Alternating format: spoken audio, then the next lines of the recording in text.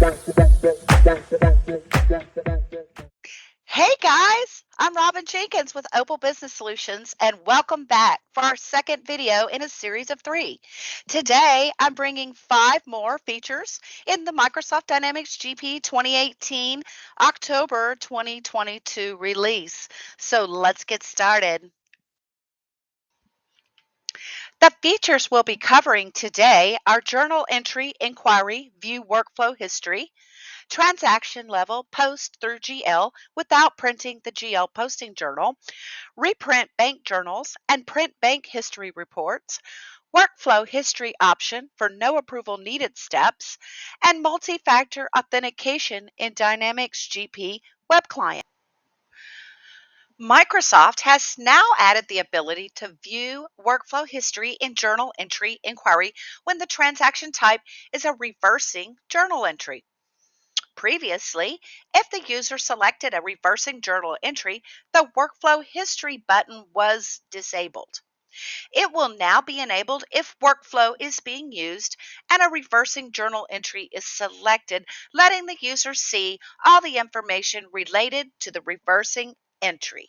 Another cool feature is transaction level post through the general ledger without printing the general ledger posting journal. Previously, there was the ability to set up payables transaction entry posting to post through the GL.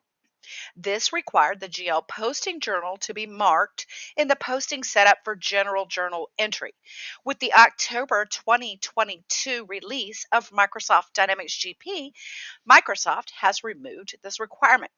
Now, for both the payables transaction entry and the payables manual payment entry, you can successfully transaction level post through the general ledger without marking the general posting journals. This screen is a little obscure.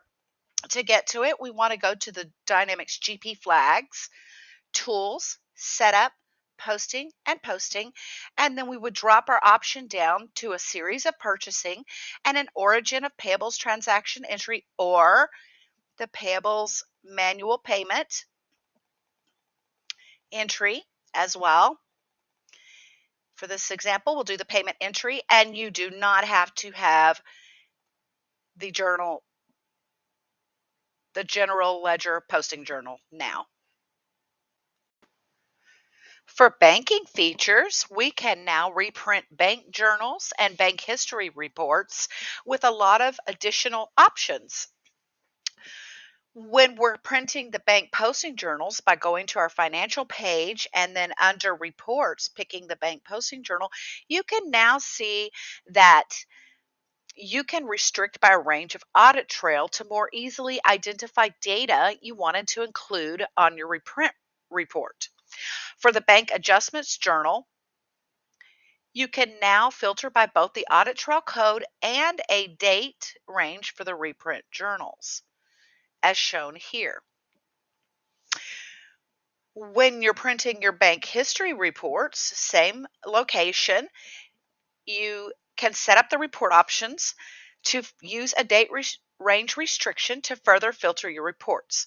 This will give you the ability to find the information you're looking for quickly and easily. And the date range will print on the header of the report so you can now see how you restricted the report. The report option range is available for the bank adjustments reprint journal, which was under the posting journal, the bank deposits reprint journal, and so forth. All right, next thing we'd like to speak on is the workflow history option with no approval needed steps. You can choose whether to save history when a workflow step has no approval needed. This is a per workflow setting where you can mark to save or not save the no approval needed steps to workflow history. This option will reduce the amount of data that is saved in the workflow history. In this screenshot, we have the way that it looks with the feature enabled. In this screenshot, we have the way the feature looks when it is not enabled. The next thing we want to talk about is modern authentication. The multi-factor authentication in Dynamics GP web client. Microsoft has enabled multi-factor authentication, or what we call modern authentication, in the Dynamics GP web client. Included with this is the capability of using the reply to email address when MFA is set up. First, you'll need to have an administrator who can log into the Azure portal.